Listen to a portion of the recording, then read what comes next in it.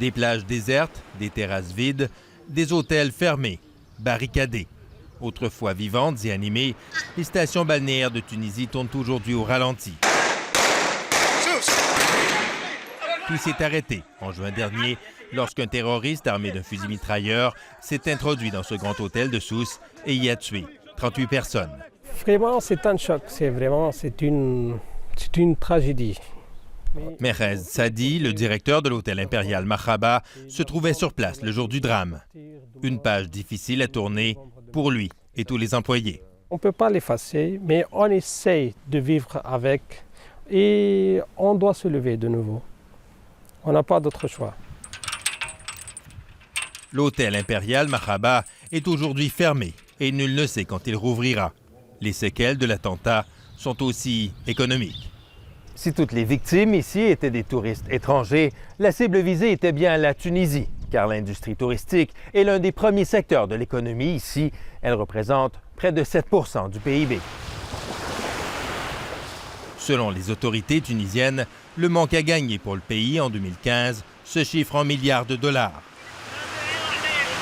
Sur les plages de Sousse, on trouve désormais des policiers armés. Les zones balnéaires sont maintenant beaucoup mieux protégées. Partout, le niveau de sécurité a été rehaussé. Mais les mesures peinent à rassurer. Les autorités britanniques déconseillent toujours à leurs ressortissants de venir en Tunisie. Alors, beaucoup de grossistes ont retiré la destination de leur catalogue. Comme l'eau est devenue un peu de l'avis de tous, l'année qui débute s'annonce encore plus difficile que celle qui vient de se terminer.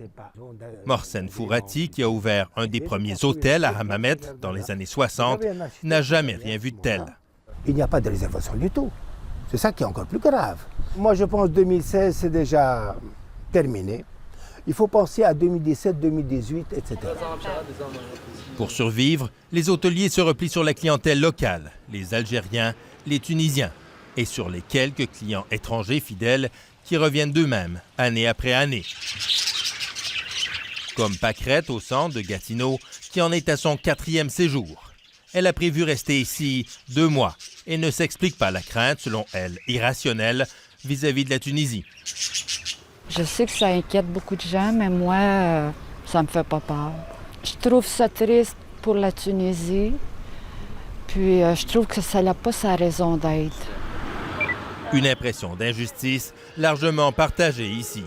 Les attaques de Paris, elles étaient beaucoup plus dangereuses que celles de Sousse. Alors pourquoi pénaliser seulement la Tunisie ?